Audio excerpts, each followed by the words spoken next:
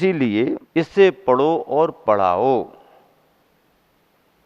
पढ़ो पढ़ाओ, ज्ञान बढ़ाओ, पढ़ो और पढ़ाओ, ज्ञान को बढ़ाओ, समय का सदुपयोग करो। अगर सम्यक ज्ञान की रक्षा चाहते हो तो जिनवानी माँ की भी रक्षा करो। अब जिनवानी की रक्षा करना तो चाहते हो, सम्यक ज्ञान की रक्षा तो चाहते हो, लेकिन ग्रंथों की समार नहीं, देख रेख नहीं, तो जब ग्रंथ ही सुरक्षित नहीं रहेंगे तो ज्ञान कहाँ से सुरक्षित रहेगा। इसलिए अगर सम्यक ज्ञान की रक्षा चाहते हो तो जिनवानी माँ की भी रक्षा करो। ग्रंथ ला के शास्त्र भंडार में रख दिए, बस अपना काम पूरा हो गया। अब रख दोगे तुम तो कौन लगेगा ग्रंथों में? अब तुम्हारे हाथ नहीं लग रहे क्योंकि समय नहीं है, खोल करके पढ़ नहीं रहे क्योंकि समय नहीं है। तो ग्रंथों को ला करके रख दिया और कोई उन्हें पढ़ेगा नहीं तो ग्रंथों में दीमक लगने लगेगी। क्या लगने लगेगी अविनाश? क्या लगने लगेगी? दीमक। दीमक क्या करती है? कागज को चट कर जाती है। दीमक जहां लगे चपेट में ले लेती है, सब चौपट कर देती है। दीमक तो दीमक है, कागज के कागज खा जाती है, ग्रंथ के ग्रंथ खा जाती है। तो यदि आपने ग्रंथों को नहीं पढ़ा तो ग्रंथों में दीमक लग जाएगी और ग्रंथ नष्ट हो जाएंगे, ज्ञान नष्ट हो जाएगा। ज्ञान नष्ट ना हो, ग्रंथ नष्ट ना हो, ग्रंथों में दीमक ना लगे, इसलिए अपना दिमाग ग्रंथों में लगाते रहो। रुपेंद्र भाई क्या कहा? बराबर कहा कि नहीं? हैं, सपरिवार आए हैं जैसे जय कुमार सुलोचना चलते थे ना, भरत चक्रवर्ती के सेनापति ऐसे ऐसे आए हैं। कितना अच्छा मिल रहा है देखो, ऐसा सुनने को कहाँ मिलता। क्या कह रहे हैं? यदि हमारा तुम्हारा दिमाग ग्रंथों में नहीं लगा तो दीमक लगेगी, और ग्रंथों में दीमक ना लगे इसके लिए हमारा तुम्हारा दिमाग ग्रंथों में लगते रहना चाहिए। आशीष को समझ में आ रहा है कि नहीं आ रहा है? आ रहा कि नहीं आ रहा? कितनी बढ़िया बढ़िया बातें आप सब लेकर के सभी को दे रहे हो।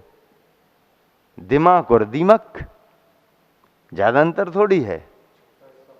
क्यों गुड्डू? दिमाग और दीमक। अब वकील तो सभी तर्क वितर्क जानते हैं, हैं? कानून की किताबें पढ़ते हैं। अब भाई ग्रंथ में दीमक क्यों लग रही? क्योंकि हमने पन्ने नहीं पलटे, पलट करके नहीं देखा। अब पलट करके देखा नहीं, जय जिनवानी भारती तो है जपो दिन रैन, सुबह गए स्वप्ने अर्घ चढ़ा दिया, हो गई जिनवानी। अरे अर्घ चढ़ाने से कोई जिनवानी सुरक्षित रहती क्या? जिनवानी की जय जयकार करने से सुरक्षित रहती क्या? जिनवानी की पूजा करने से नहीं। जिनवानी तो सुरक्षित तब रहेगी जब जिनवानी का आप अध्ययन करो, जिनवानी को पढ़ो और दूसरों को पढ़ने की प्रेरणा दो। तो यदि आप ग्रंथों को दीमक से बचाना चाहते हो तो आपको अपना दिमाग ग्रंथों में लगाना होगा। और जब हमारा तुम्हारा दिमाग ग्रंथों में लगने लगता है तो फिर दीमक को कोई गुंजाइश नहीं। कितने बढ़िया बढ़िया बोध वाक्य गुरुवर के द्वारा प्राप्त हो रहे हैं। गुरुवर कह रहे हैं वास्तविक विद्वान वही है। क्या? वास्तविक विद्वान वही है जो अनादिकालीन दुखों के विमोचन के लिए जिनवानी की आराधना करते हैं। वास्तविक विद्वान वही है जो अनादिकालीन दुखों के विमोचन के लिए जिनवानी की आराधना करते हैं, दुखों के विमोचन के लिए। हम पूजा क्यों करते हैं, भगवान की भक्ति क्यों करते हैं, क्यों करते, उद्देश्य क्या है। मंदिर आ रहे हो, तीर्थों पर जा रहे हो, संघों के दर्शन करने को जा रहे हो, सुबह शाम पूजा कर रहे हो, क्यों कर रहे हो। दुख खो कम्मक खो सुगई बोही लाहो सुगई गमनम समाही मरणम जिन गुण संपत्ति हो मच्छम। इसके लिए तो है और काय के लिए है। हम एक लक्ष्य लेकर के चल रहे हैं। अब आप इतनी देर से श्रीफल लिए बैठे हो कि कम मौका मिले और हम चढ़ा दें, और अभी बीच में चढ़ाने की कोई परमिशन नहीं है। सोशल डिस्टेंसिंग का पालन करना है सभी के लिए। अभी चरण छूने को मना किया है, आचरण को छूने की शुरुआत करो। चरण नहीं छूना, आचरण छुओ, दूर से दर्शन करो। श्रीफल लाए हो, रखो अपने पास, देख लिया समझ लो चढ़ा दिया, मुस्कुरा दिया समझ लो आशीर्वाद मिल गया, हो गया काम। और क्या, अब छूने की तो बात है ही नहीं। सोशल डिस्टेंसिंग, मास्क लगाओ, सावधानी रखो, खान पान में सावधानी रखो, आने जाने में सावधानी रखो। नहीं महाराज हमारी तो बहुत भावना है, ऐसा लग रहा है कि हम सिर ही रख दें तुम्हारे पैरों में। अरे भैया सिर तो हमारे पैरों में रख दो, लेकिन अभी मत, थोड़ी दूर बात। नहीं नहीं फिर आशीर्वाद कम हो जाएगा, दूर से आप आशीर्वाद, नहीं नहीं हम दूर रह करके नमोस्तु करें तो हम ज्यादा आशीर्वाद देंगे क्या। अभी समय ऐसा कह रहा है कि जो दूर से नमोस्तु करता है उसको ज्यादा आशीर्वाद देना पड़ता है, और जो पास में आकर के नमोस्तु करता है उसके आशीर्वाद में कमी हो जाती है। फायदे में कौन, दूर। आचार्य से कह रहे हैं कि बार बार आने की जरूरत नहीं है, बार बार आने की जरूरत नहीं है, जहां पर जो हो वहीं से नमोस्तु करो, हम आपको यहीं से आशीर्वाद भेजाए देते हैं। अभी हम लोगों ने क्या किया, खाते गांव में थे, सर्दी का समय निकाला, गर्मी का समय निकाला, और जब पाबंदियां लगा दी कि धर्मशाला में आना नहीं, केवल जो चरिया में सुनिश्चित लोग हैं वो आएंगे, बाकी कोई भी यहाँ वहाँ से घूम करके बाजार से दुकानें चला करके कोई आके हमारे पास बैठेगा नहीं। फिर महाराज जी हम दर्शन कैसे करेंगे, दर्शन मैं स्वयं मंदिर के लिए आता हूँ ना, सुबह मैं जंगल के लिए बाहर जाता हूँ, बस मंदिर से निकल करके आपके मोहल्ले में से निकलूंगा, सभी लोग दरवाजे पर खड़े हो जाना, और हम दरवाजे पर ही आशीर्वाद दे करके क्या, घर घर सबको आशीर्वाद, होम डिलीवरी आशीर्वाद, होम डिलीवरी आशीर्वाद। हमारी धर्मशाला आने की जरूरत नहीं, होम डिलीवरी आशीर्वाद। इससे दो फायदे, तुम्हारा आना जाना कम, और बार बार किसी का चरण स्पर्श करना भी बंद। तो जितना भी समाज को संबोधन दिया जा रहा है वर्तमान समय, मंदिरों में भीड़ ना करें, दूरी बना करके भगवान की वंदना करें, महाराज जियों के पास ज़्यादा ना आए तो दूरी बना करके दर्शन करें, दूरी बना करके आशीर्वाद लें, आहार दान में भी सावधानी रख करके मास्क का प्रयोग अपने करना चाहिए।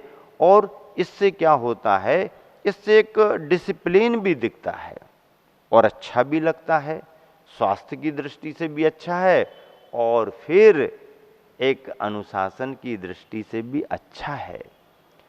तो हम लोगों ने सबको रास्ते से निकल रहे हैं, अरे विदिशा में जब मंगल आगवानी हुई, इतना बड़ा विदिशा की इतनी बड़ी समाज पर इतना स्ट्रिक्ट होकर के सभी को निर्देश दिया कि कोई भी पैर नहीं छुएगा, रास्ते में कोई चरण प्रक्षाल नहीं करेगा। जिनवानी की सही सेवा तो जिन लिंग धारण करने पर ही संभव है, मुनि मुद्रा में आने में ही संभव। हमें पवित्र जिनवानी में जनवानी नहीं मिलाना चाहिए, हमें पवित्र जिनवानी में जनवानी नहीं मिलाना चाहिए। आप यहाँ सभी सुन सुन करके बैठे बैठे सोच रहे होंगे कि महाराज जी ये नए नए वाक्य कहाँ से निकाल रहे। तो देखो इस किताब को जानते हो आप लोग, ये कौन सी किताब है, कौन सी पुस्तक है, सागर बूंद समाए। शीर्षक ही अद्भुत है, सागर बूंद समाय। इस सागर बूंद समाय एक ऐसी अद्भुत कृति है जिसके प्रथम संस्करण का विमोचन भारत के राष्ट्रपति, जो पूर्व निवासी भोपाल के थे, डॉक्टर शंकर दयाल जी शर्मा ने हम लोगों के भोपाल चातुर्मास में ही इसका विमोचन किया था। पिछी परिवर्तन के दिन हुआ था भोपाल में बड़े अच्छे तरीके से। और इसके विमोचन कराने के लिए कौन गए थे?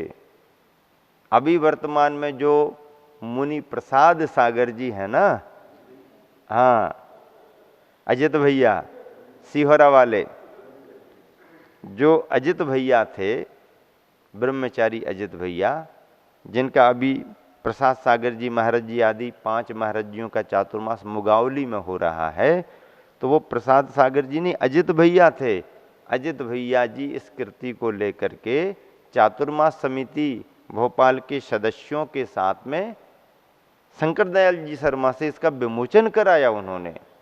तो ऐसी ये सागर बूंद समाय कृति अद्भुत है।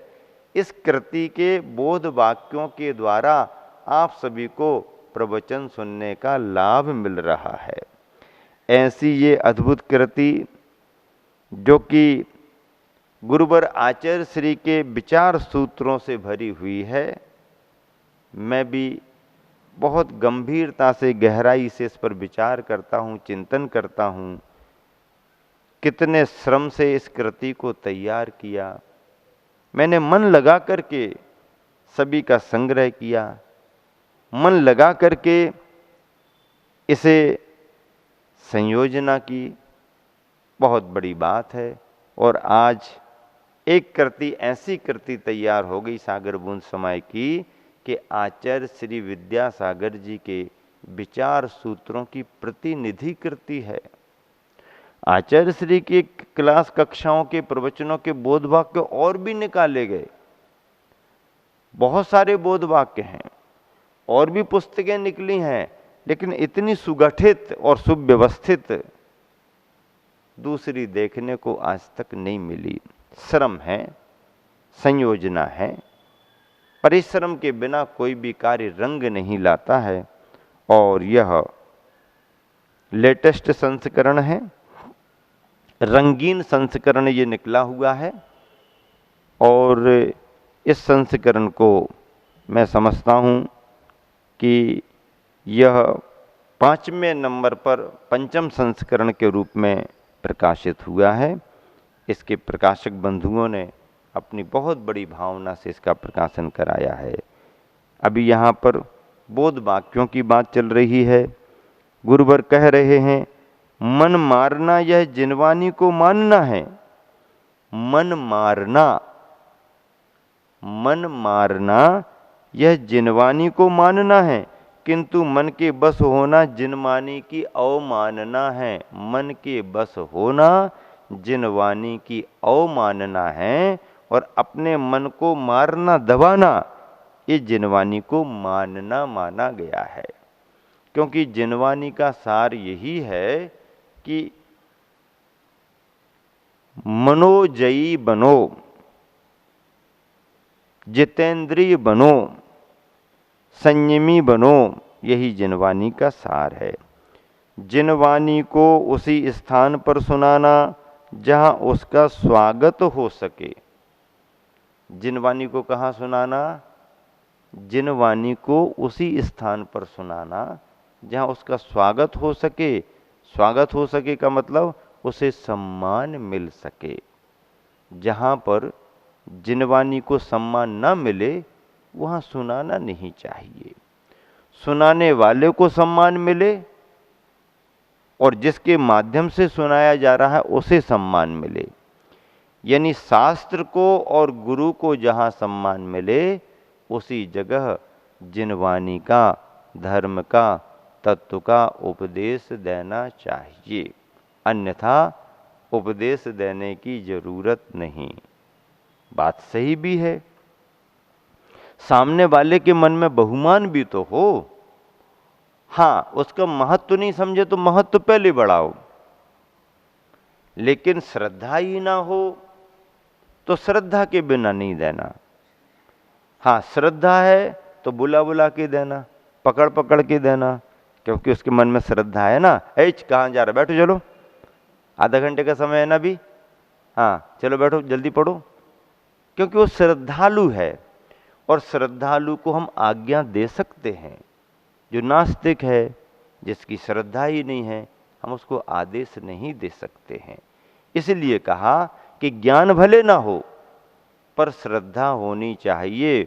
और यदि श्रद्धा है तो ऐसे श्रद्धालु को उसकी रुचि बढ़ा बढ़ा करके उसे रुचि बढ़ा बढ़ा करके तत्व का ज्ञान देना ही चाहिए। एक बहुत व्यवहारिक कार्य है। और फिर उतना ही देना चाहिए जितनी उसकी पात्रता हो, जो वह समझ सके, समझ करके जो पचा सके। तुम्हारा भोजन तो बहुत अच्छा है, लेकिन सामने वाले की हजम करने की गुंजाइश भी तो हो। अब उसको दाल का पानी नहीं पच रहा और तुम बादाम का हलवा लिए घूम रहे, भैया बहुत अच्छा है। तो बहुत अच्छा किसके लिए है? जो शरीर से स्वस्थ है, बलिष्ठ है, उसके लिए है। अब डॉक्टर ने रोटी खाने को मना कर दिया, डॉक्टर ने घी खाने को मना कर दिया, डॉक्टर ने ड्राई फ्रूट्स खाने को मना कर दिया। अब वो पूछ रहा दाल खा लूं क्या, दाल ले लूं क्या? हाँ दाल तो ले सकते हो, लेकिन पानी नहीं लेना, दाल का पानी लेना। अब दाल के पानी की स्थिति पर कोई हो और उसको आप बादाम का हलवा बहुत अच्छा है, बादाम का हलवा बहुत अच्छा, भैया बड़े बड़े ग्रंथ भगवान के समय सार जैसे ग्रंथ बादाम के हलवा हैं। तो बादाम के हलवा को पचाने वाले ऐसे कोई मजबूत भी तो होना चाहिए। तो ये जो बड़ा तत्व है, शुद्धता का तत्व है, उसकी पात्रता भी होनी चाहिए। पात्रता बगैर तुम्हारे महत्वपूर्ण तत्व का महत्व नहीं है। ऐसी पात्रता जिसके अंदर हो, जिसकी जितनी पात्रता हो, उसको उसके अनुसार देना चाहिए। सुपाच्य भोजन भी असरदार हो जाता है, प्रभावकारी होता है यदि उसका पेट ठीक नहीं है, लीवर कमजोर है तो। और जिसका डाइजेशन अच्छा है उसको उसकी खुराक से देना चाहिए। चारों अनुयोगों की वाणी पात्रों को देख करके उस तरह का उपदेश देती है, और वह चारों अनुयोगों की जिनवाणी सभी के लिए कल्याणकारी बनती है। इसी शुभ भावना से विराम देता हूँ। महावीर भगवान की।